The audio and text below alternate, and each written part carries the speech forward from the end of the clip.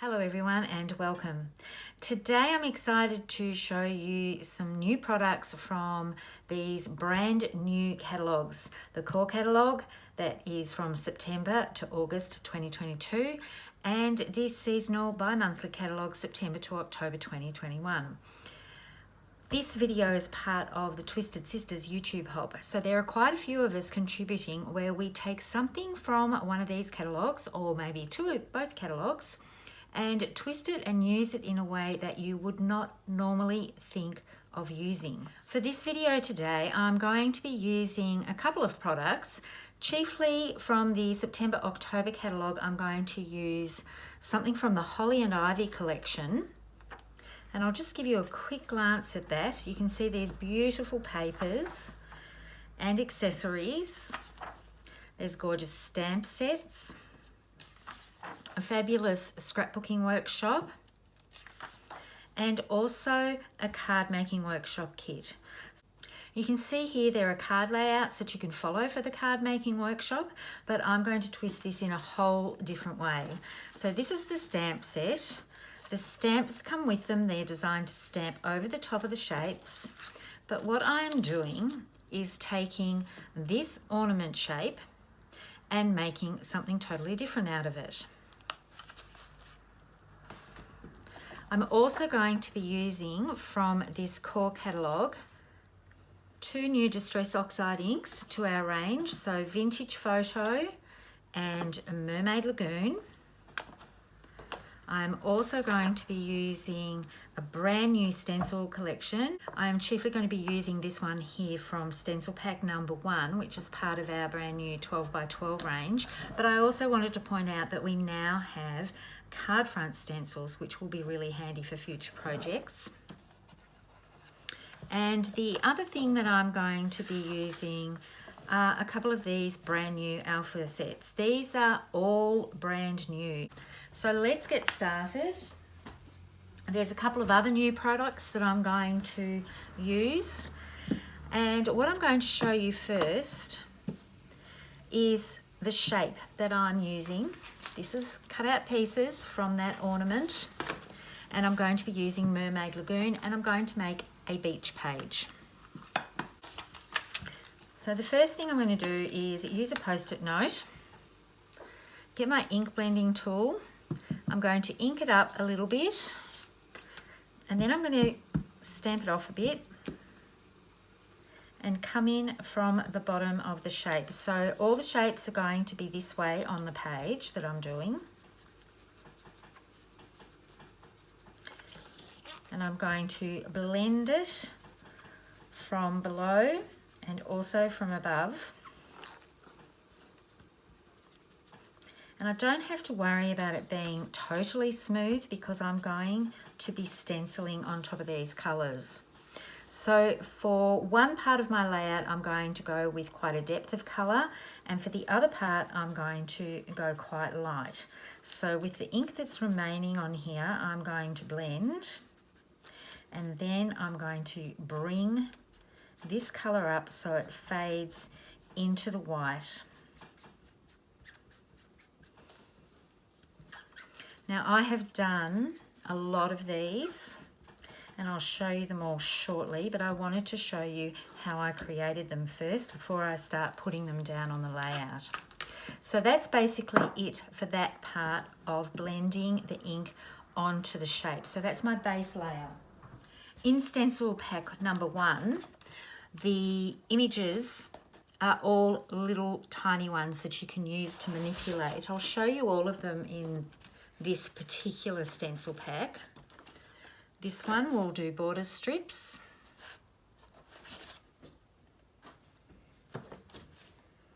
And this one has 4 different types of designs that you could cut those out and use them individually. The first one I'm going to do, I'll show you that I've used this little, I don't know if you can see it properly, and I'm inky already, this little bubble effect, and I'm not going to lay it over the whole entire image. I'm just going to do certain areas. So I'm going to ink up and just move this around so that I get just certain areas of this shape with the bubble effect.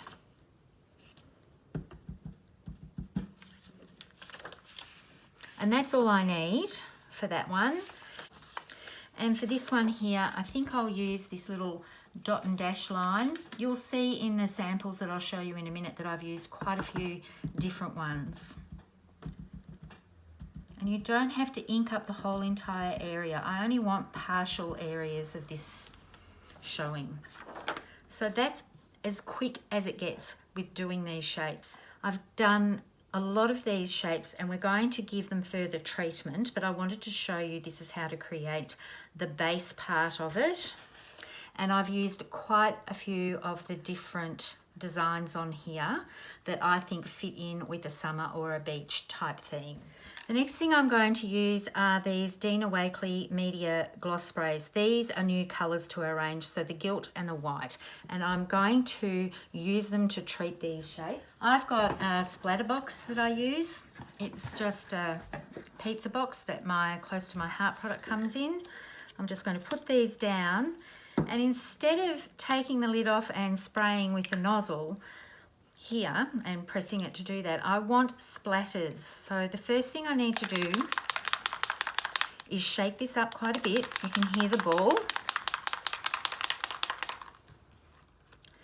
And then I'm going to unscrew and use this straw to tap and create some white splatters.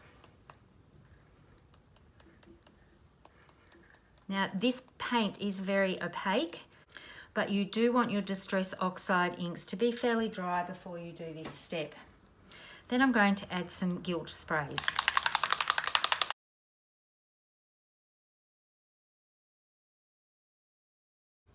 It is very quick and easy to do, and it adds a beautiful shine, and I'll bring in the ones that I've completed earlier to show you, and I'll set these aside to dry. So you can see here, I've got quite a few of these shapes cut out, and I've laid them out in such a way that replicate either waves or fish, or just create a bit of movement for some summer pages. So I'm going to go ahead and adhere all of these. I'll just hold one up closer to the camera and I'll tilt it a bit so that you can see the gilt and the white spray and how gorgeous that looks on top of the Distress Oxides. So I'm going to speed all of this up and put all of this down and then come back with the final page layout.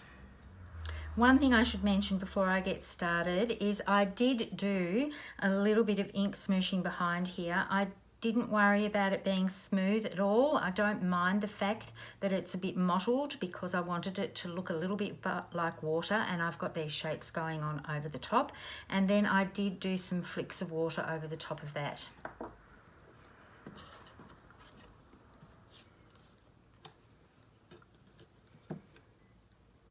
These ones here where I've graduated up to the white, I want those along the edge of where my blending underneath graduates up to the white area. And then I'm going to go through and fill in the rest of this.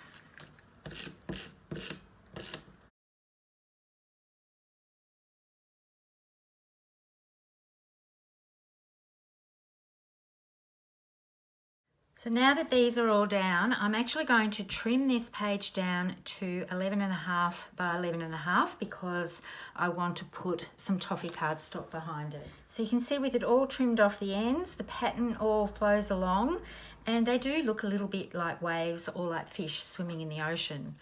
I'm going to bring in Vintage Photo and ink up the edges.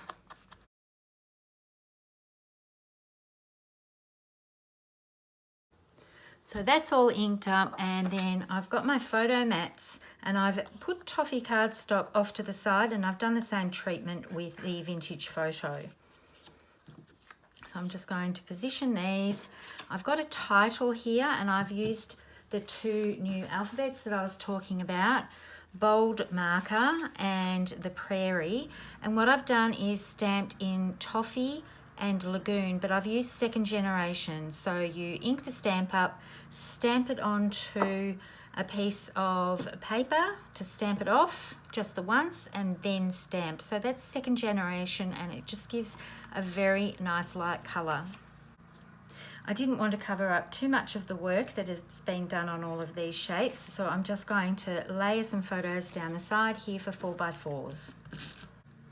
And to finish this off, I've got some brand new acrylic shapes. These are the arrows. They come in white, black and wood, but I love the white, and I'm planning on putting these to point towards the photos because I thought they added just a little bit more movement to the page. I'm going to adhere the arrows with this multi-glue. I'm just going to squish a bit. This is a bit of experiment, so I'll just see if this works. I'm just going to put some down on my all-purpose mat and then put the piece in it to put the glue onto it. This one's thick enough that I could just use glue dots to it. These ones are quite thin, so I thought this might be a good way of applying it. And by using my all-purpose mat, this glue will basically just clean straight off. I'm going to get my tweezers so I can dab this through.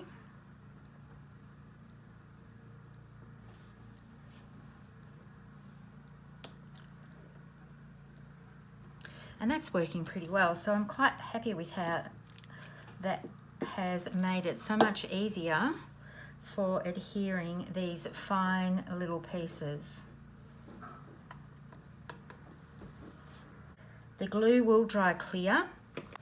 I can get in there and get some of that out, and then I can just wipe that off my little tool. I can use the little pointy end as well, just to neaten it up a little bit. And then I'll just clean that off with a baby wipe. I'll put some still shots up at the end of this video. Following me on the YouTube hop is Kim Ferguson. Her video will go live in about 12 hours. We're staggering all of our videos so that they don't all go to YouTube on the same day. I will post a link to Kim's video in the description box below, so when that goes live you'll be able to click on that and find it. And I will also have links to everybody else's videos that are contributing over the next few days and the ones that have gone live prior to my video publishing. I'm loving all of the new products that I've used today for this video, and I hope you've enjoyed watching it too. I love how a simple ornament shape can be used in a totally different way from what its expected use is. Thank you so much for taking the time to watch this video. I hope to see you next time. Bye for now.